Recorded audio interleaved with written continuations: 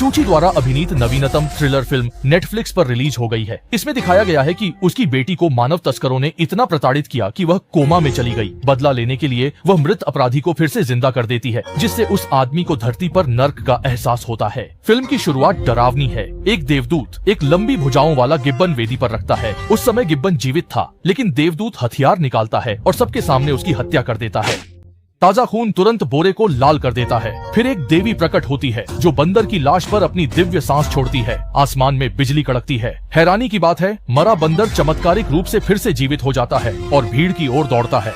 वह वांग हुईजुन और उसके साथी के सामने रुकता है। लगता है बंदर उनकी मंशा समझ गया है, जिससे वह और उत्तेजित हो जाता है। तभी देवी धीरे से अपनी हथेली नीचे करती है और बंदर तुरंत शांत व आज्ञाकारी हो जाता है।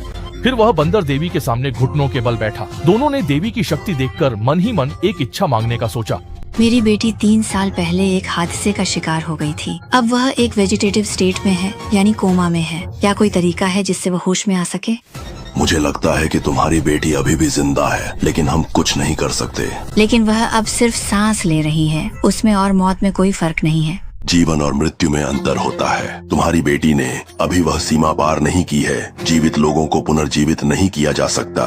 इसके बाद पास में बैठी जाओ जिंग ने भी अपनी मांग रखी। उसकी बेटी 3 साल पहले मारी गई थी और अब इस दुनिया में नहीं है। फिर उसने बेटी की कुछ अस्थियां निकाली। देवी ने उन्हें नाक के पास ले जाकर सूंघा और हैरानी की बात है कि उसकी आंखों से दर्द भरे आंसू बह निकले। ऐसा लगा मानो उसने लड़की की मौत से पहले की निराशा महसूस की हो। लेकिन दूत ने फिर कहा कि लड़की को पुनर्जीवित नहीं किया जा सकता, क्योंकि उसका शरीर नष्ट हो चुका है। देवी केवल उन्हीं को पुनर्जीवित कर सकती है जिनका शरीर सलामत हो। यह सुनकर झाओ जिंग को लगा कि ये सब धोखेबाज हैं और वह हुईजुन को लेकर जाने लगी। तभी एक परिवार अपने बच्चे के साथ पूजा करने आया। हुईजुन थोड़ी अंधविश्वासी थी। उसने झाओ जिंग को रोक लिया। दोनों ने दरार से अंदर की हलचल देखना शुरू किया।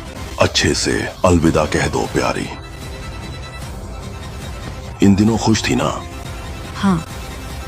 खुश थी ना? मम्मी पापा अब तुम्हारे साथ नहीं रह पाएंगे। अगली जिंदगी में फिर से हमारा बेटा बनोगे, ठीक है? ठीक है। लड़का असल में बुलाया गया एक भूत था जो सबके सामने धीरे धीरे गायब हो गया। अब जाकर दोनों को यकीन हुआ कि देवी के पास सच में कोई दिव्य शक्ति है।